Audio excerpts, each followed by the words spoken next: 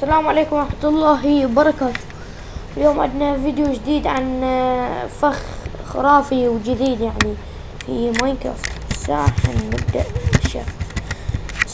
مو الواحد يعني يجي هنا يشوف عود هاي بوابة الماس، مو يجي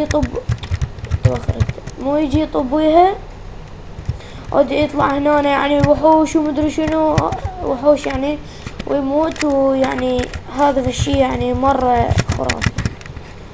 هسه احنا نعلمكم يعني كيف تسوي.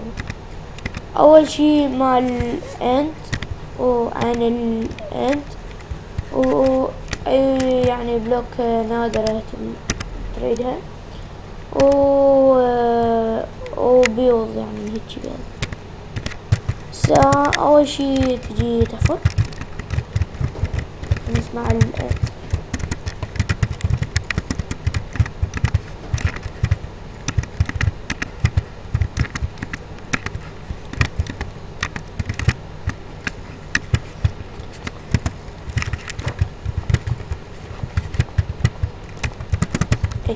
مصنعنا الاند هذني الحواف مالتهن توخر،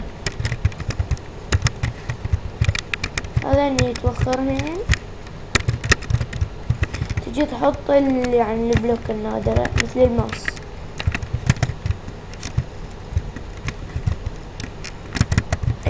مو تحطها تجي تطبيها، مو تطبيها يعني هو يعني صايرة يعني تحط سياج يعني.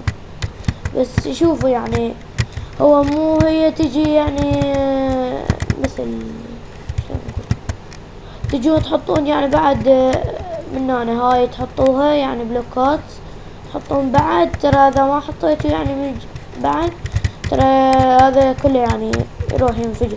وتحطون السياج يعني اذا ما حطيت السياج ترى العناكب يعبره. شوفوا هذا يريد يعبر ما يريد. وحطوا فوقها يعني بلوك كمان هذيك يعني يعبرون. ويعني ها هي اوقف.